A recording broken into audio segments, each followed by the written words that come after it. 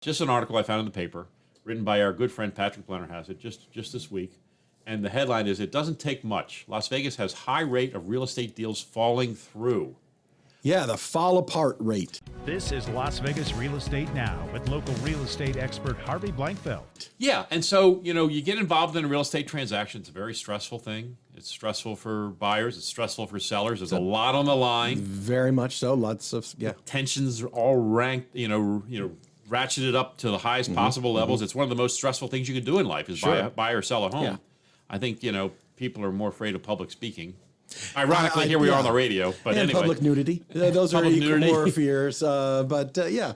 Yep, that too, I'm sure. But Patrick wrote this, and I'm going to go through the article a little bit. It says... does he say what the percentage is? I want to see. Yeah, he does. He says, Las Vegas Valley has one of the highest rates of pending real estate deals falling through, according to a new report. Approximately 17.9% of all pending home sales in the Valley in January fell through, which is the third highest rate in the country behind Atlanta and Orlando. Atlanta's at 19.8. and Orlando's at 18.2, according to the Redfin report. Now, this is Redfin again. So Yeah. I don't know, Redfin's numbers are always a little sketchy to me. Yeah, they're a little I'm thin. just going to be frank about that. I'm not always trusting Redfin's numbers because I don't know where they get them from. But anyway, this is also an increase for the Valley from January of last year when the rate was 16.4%. So we went from 16.4 to 17.9%. And we're talking about roughly 3,000 transactions. Yeah, so let me lay the groundwork here a little bit. So this is a buyer and seller have come together, they've agreed upon a contract, and then for some reason it's falling apart. Right. Before the completion of the transaction. Indeed. Okay. So going on in the By article. the way, I heard that this number is possibly 22% in February. Okay. Even higher in February. Even higher going forward. And look, honestly, yesterday, Carly, I just had one fall out, didn't I? I had a deal fall out yesterday. I have one on the verge right now with a client. They've done the home inspection and found what he said was like 5 different leaks in the house, and now they're concerned about mold. And oh boy! So all that's being investigated, but the buyer is very skittish now. Okay, of course. And so, yeah, these situations happen. That would be, to me, one of the leading causes of a cancellation is a bad inspection report. Okay. I mean, that's one of the things we'll continue to talk about. But let's talk about what's happening nationally first. Yeah. In the article, he goes on to quote, nationally, more than 41,000 home purchases agreements fell through in January, which equates to 14.3% of homes that went under contract that month. And that's up 13.4% from January 2024, which was the highest cancellation since 2017. 2017... trying to think of what was happening in 2017. I can't even imagine. There was no giant world event. I mean, 2008, 2007, we had crazy numbers. And you had 2020, of course, where we saw tons of transactions fall apart. Yep. So, so there's also, so some of the reasons that they're saying is there's a high level of economic uncertainty, according to Redfin, as buyers and some sellers are getting cold feet due to the widespread economic and political uncertainty. Tariffs, layoffs, federal policy changes are among the factors contributing to an air of instability. Okay, these are all general market conditions that do affect transactions. Right. How much money you have on Wall Street, how much money you have tied up in other investments may or may not permit you to come up with a sufficient down payment. And they also say that sticker shock is also playing a part of this. And I don't know. Once you get into a deal, you've kind of overcome sticker shock, I think. You would hope so. Although I heard another commentator talking about this, and they were talking about buyers having surprise about the monthly payment that they were getting once they were already in the contract. Oh, I'm like, what lender is not telling the consumer what the expected payment is before you sign the contract? Indeed, and honestly, what agent is not doing it too? Because I'll do it too. I always do like what I call a net sheet for my buyers to give them an estimate of there's 2 numbers that are critical to a buyer. One is, how much money do I need to close this deal? Yes. What's that check I got to write at escrow? Yes. And the second one is, how much am I paying on a monthly basis thereafter? Those are the 2 most critical numbers. Everything else washes down to those 2 numbers. Agreed. And so if we don't have those 2 numbers in front of the buyer when they're signing contract, boy, we're making a mistake. Yeah, anybody out there doing that, A, chime in, tell us that. But B, don't do that. Don't do that. You want to know those critical numbers before you sign on the dotted line and waste your time as well as the seller's time. Indeed, yeah. Right. These are again 2 most important numbers in a transaction for a buyer. There's only one number important to a seller.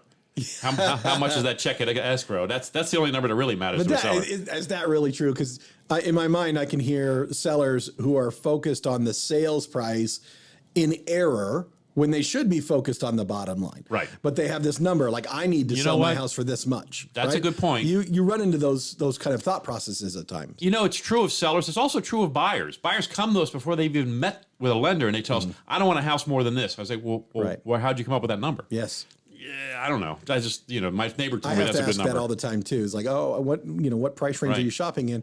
And then why? Yeah, why? Because and not look. I just want them to understand. You need to do a little bit of work before you figure out a price point. Agreed. And figure out what your monthly payment is and how much money do I need to close this deal. So once you have those two numbers, now, having said that, John, you and I would both agree. Once you get to a maximum number that you can't afford, you don't need to go to that number. I mean, let's not make anybody. We've gotten we've done these approvals, and you said, okay, hey, you're approved to this number. And they can say, okay, I'm approved to. Inevitably, you come to me and ask me for $5,000 more, average consumer, right? Like they always squeeze a little, like they want. And it's funny how the human nature of it is. I'll say, okay, I can't. Here's what you've asked for, right? Right. You've asked for this payment with this sort of terms. You can buy a house that's $450,000, and then you come to me saying, John, I want $50,000 or $500,000, right? And while I may be saying yes to that, like the loan will say yes to that, that moves you away from your goal. Right. And it's funny how inevitably you go to the upper end of your range. Of course. Because I think the reality of it is you get the best house that way. Well, that's the thing. Yeah. I mean, the price of the house is commensurate with the quality of the house. Yeah, it's not, you're not going to get a $800,000 house for $720. You're not going to get that. That's not happening in this market because there's too much information. Yes. It's just not.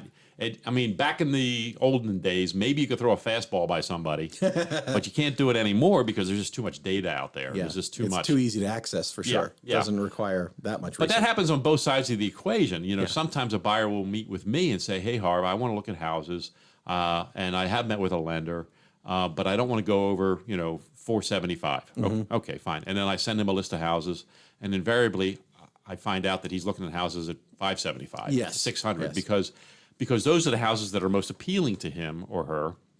And invariably that's what happens. So here we are. This is like, guys, what you're getting right now is the real behind. This is what we talk about behind the scenes sometimes. This is what happens between agents and clients and lenders and clients. These are the discussions we have. And look, we're not demeaning anyone. We're just saying this is what happens a lot. Tell me about this. One of the pieces of advice that I give to the people I talk to is, when you're beginning the home search, start at the low end of your range. Right. Because as soon as you see the stuff at the high end of the range, you're not going back. The low will not satisfy. That's right. So now we're there. We know our budget's good. Right. We're in a contract. We've agreed to purchase a house. Sellers agreed to sell it to us.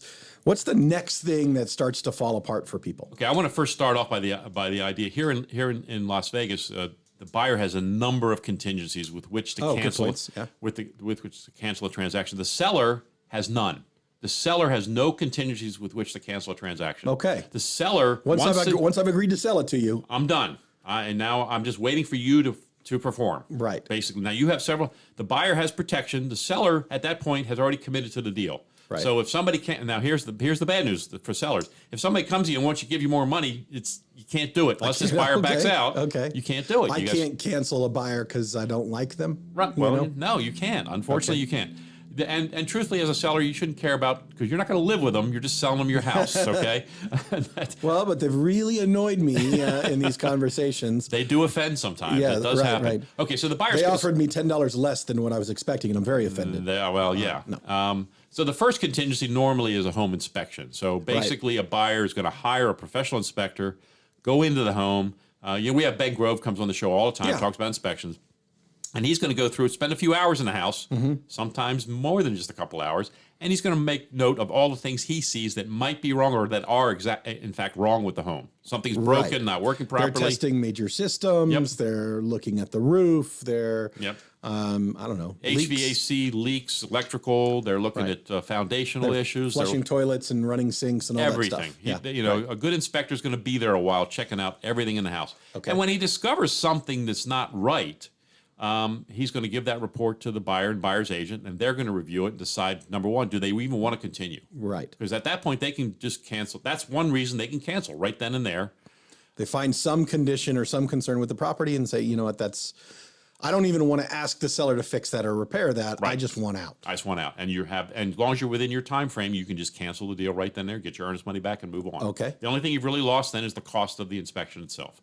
Okay, so now let's say you found some things and you say, hey, I want the seller to fix this, this, and this out of my list. Yes. And the seller comes back and says no, then again, you can cancel. There's another reason from inspection that you could cancel, that a buyer could cancel. Again, the seller doesn't have the right to cancel because you asked for stuff. Right. Okay. Right. But they don't have to agree. They don't have to agree. That's the only option they have is say, yeah, no, I'm not doing that. Right. So now the buyer can decide whether or not they want to proceed. That's really, that's the first and probably the biggest reason I've ever seen deals fall out is inspection. The deal that just fell out for me was actually a land deal, and diligence is similar to an inspection in a land deal. Diligence is the time frame we take to do inspection. In a land deal, it's a time you take to have a variety of people take a look at the property and determine cost of developing and so forth and so on. And we came An up ability with to get permits for things. we found out on this particular property to bring a sewer line to that particular property was going to cost $200,000, and we decided not to proceed. Yeah, That's what happens. Yeah. And okay, so the buyer cancels. So there's a cancellation. Again, as part of that, we call it due diligence. It's in that time frame that you set up initially, and you can have a home inspector go in there, maybe you have a roof inspector, maybe a variety of inspectors go in. Any one of them gives you a negative report, you can cancel right away. The truth is, within that diligence time frame, the buyer can cancel for any reason they think of. Then the next, besides inspections, the next big category is what? Appraisals. Appraisals, yes. Yeah. And you obviously get involved with that at that point now, Correct, John. correct. So appraisers are autonomous now. They're independent. They're independent. They're not. We're not sitting there with a hammer over their head telling them you got to bring me this value. 100%. No, it used to be that way. It used to be we could wield. That existed in the world, yes, It from did the exist. less, scrupulous people. Yep, it did happen. We know it, and that's what led to the housing crisis. So that was part of it. It was a piece of it. It was a piece of it. Yeah. It was a piece of it. Okay, but now, no, appraisers are completely independent. I don't really have. Sometimes my sellers say, "Gee, another agent said they want to present a list of comparables to the appraiser." I don't like doing that myself. And the reason I don't like doing it because I know he has access to the same data I do, and me saying that is kind of insulting to him or her.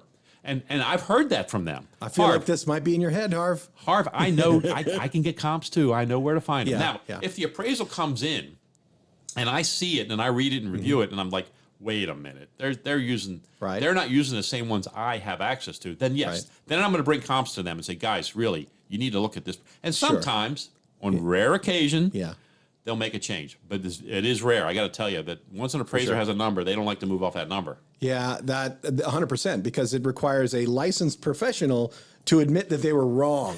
Yes. And that doesn't align with human nature. No, of course not. I've been doing appraisals for 20 years. I've been licensed. I got all these, blah, blah, blah. And no, I'm not going to admit to being wrong. And that's a problem in sort of the process. It's one of the things that I appreciate so much about the VA appraisal process being very different. They give you a step in the process to be able to challenge the appraisal. They say, hey, okay, well, I forget, what's it called again? It's the Tidewater. Tidewater, that's right, Tidewater. Yeah, and so just to try to get through this quickly, the explanation is in the VA process, if the VA appraiser is not coming in at a value that at least supports the purchase price of the house, they have to let everybody know that they're not seeing the number here, the value support for this sales price. Right. And now we get to provide them factual information to consider before they come out with their final value, before they need to be wrong. Yep. Unlike any other appraisal process where the appraiser has to put out a number and then we find out if we disagree or not. There you go. And an appraisal, you have a deadline within your contract or a period of time. You have to get the appraisal done and agreed to. So if it doesn't come in, you need to immediately start negotiating with your seller to decide whether or not you want to proceed. Now, just because an appraisal doesn't come in doesn't mean you can't proceed. Just I want to make. Sometimes you're willing maybe to come up with a little more cash because you don't agree that the appraisal was correct. Yes. Maybe you still see the value in the home, and you can come up with the shortfall in cash in addition to whatever you had. Yeah, you might ask the seller to reduce and match the appraisal. That was the next step. Is hey, Mr. Seller, would you come down to the number the appraiser said? And sometimes you meet in the middle, somewhere in the middle. That's a very common. Very approach. common. Right, we see that happen quite a bit. And so the appraisal becomes that next point. And then Oh, and inside the appraisal process, there is also another kind of minor inspection that's happening. Like the appraiser is looking at the property visually, and based upon what they can see, do they see obvious defects that should be corrected? Correct. And now that becomes a thing where that has to be corrected in order for you to get the loan. that's called, and we call those appraisal conditions. And what they give you a list of things, particularly in FHA and VA, they're much more tighter stringent. rules. They're a little tighter rules. And so that if you have paint chipping on the fascia of a house, they're going to call that out and say, hey, that's got to get fixed before we close the deal. That's right. And so now the seller has a list of things to take care of. Once again, the seller doesn't have to do it, but they're effectively saying, yeah, blow up the deal. Yeah. And now the seller is not only blowing up that deal, but they now have to disclose that to the next buyer who uses that same type of financing. Important consideration. It becomes so sometimes when these things happen, the seller's kind of backed into a little bit of a corner, and they need to do these things. And now sometimes they say, I don't care. Maybe, you know what? Never mind. I'm not selling. Okay, fine. Sure. We get it. You decided you can't get the number you want. Okay. We understand. Okay. But that's what appraisal can do. Then we have, after appraisal, then we have a financing contingency. Yeah, finances. That's where John loves chiming in. Yeah. And again, there's a deadline for this. So the lender. So when I'm working as a listing agent, I'll call that lender and say, hey, your financing deadline is this. Is that okay? Because after that date, I appreciate that. Yeah. After that date, you can't tell the buyer they can't afford the home anymore. That has to be, right. You can't tell the seller like, hey, could I have my money back? I can't get this loan. Right. That's too late after that deadline. After that deadline. Correct. And a seller's not going to want to see that be a day before closing. I mean, Agreed. So you need to have a window usually, and usually it's just a few days after appraisal, and then the financing contingency is wrapped up. That's correct. So lenders need to be prepared. John's always prepared for that, but lenders need to be prepared for that idea. Sometimes we've had lenders not be prepared for that, and that's a problem. One last thing I want to mention when we talk about how deals cancel, and this is a pretty remote possibility, but it does happen occasionally where people reject the HOA rules and regs and CC&Rs, and something in the documentation from the HOA, their common interest community documents, that they didn't like, and they cancel based on that. That's one of the final options for a buyer. This is an interesting one because in real life, I feel like this is one of the tricks or the sneaky parts that realtors use to get a buyer out of a contract when all the other good excuses are gone. Yeah. Because, and if you would, break down the law on this or the way the regulations are, where it's something like the seller must provide this information to the buyer. Then the buyer has 5 days to review and think about that information before they have deemed to accept it or reject it. And this is where a quality agent becomes important also, because the timeliness of delivery of these documents to the buyer is critical. Right. And I'm a seller. This package is going to cost me a couple $100. Oh, yeah. So do I wait and take my time with getting it ordered? Like, is this normally done in the last 7 days of a transaction? Or am I better off doing it as soon as possible in the transaction? Well, first of all, the HOA has up to 10 days to get it to you. To just get it to me. Just get it to me. So, and I want to deliver it to the buyer within 10 days. I want to get it to the buyer as quickly as possible. We order it right away. We're not going to wait. We're going to order it right away. We're going to get it turned over to the buyer as quickly as possible, so their 5-day calendar clicks in long before everything else is up. I want this done before appraisal contingency happens. And it's not something that the seller could buy in advance of the transaction? They could, but you don't want to buy it too far in advance because it does expire. Okay. It can expire, so you don't want to buy it so far in advance that there's a chance that it could expire before you actually get a buyer into the transaction. Okay. But if you know your house is going to sell quick and you know you're motivated to sell it quick, go ahead and buy it, have it right away, deliver it with the offer. Boom, here you go. Here's your HOA package and all done. Yeah. So, it's that last little element that could happen. And also because there's no set clock on it, right? So if the seller doesn't give it to me until the last day of the contract, I still have 5 days, right? That's right. That's right. And then does that technically you could extend the deal if you need to? Yeah. Does it? I automatically get 5 extra days? Well, I would write it up, but yeah, you do. I mean, you have the opportunity for 5 days. So yeah, you want it delivered. That's again, as agents, we know these timeliness elements are so critical to the transaction and to protect our clients. So you don't want an agent who's not on top of that, and you need to order that stuff. Where I've seen it used as a loophole is like, say the buyer is getting cold feet, second thoughts, whatever the case may be, and they wait for this HOA contingency. They look at the HOA docs and say, oh yeah, I don't like that rule. This is not okay for me. I want to cancel the deal. Yeah. It can happen. And it could be like you can't turn left on Sundays. I don't know. Whatever the rule is. I don't know. Yeah, I think that's a Summerlin rule. I'm not It sure. could be Summerlin for sure. It seems specific. I did forget. There's one other thing that I wanted to talk. We're talking about deadlines and such. There's a disclosure that we do here in Nevada called the SRPD, and that has to be delivered in a timely manner. Seller's also, real property disclosure. seller's real property disclosure. If that and then the buyer has a certain amount of time to review that and say okay. So if that's Okay. not delivered in a timely manner, that also could extend the amount of time, and they could cancel based on that disclosure alone. Right. Outside of all the other diligence that's required. So Okay. that's one other thing I wanted to make sure we mentioned as well. That's good stuff. So Okay. these are all the reasons that deals fall apart. There's, Yep. as you can see, there's a million different reasons, right? Yep, it happens. And look, real estate, the transaction is generally designed to protect the buyer, to give them numerous opportunities to Yeah. cancel a transaction. But Maximum information. Yep. Yeah. Be smart. Have a good partner in the deal. Have a good agent working with you to help you navigate all these deadlines too. That's really important, I think.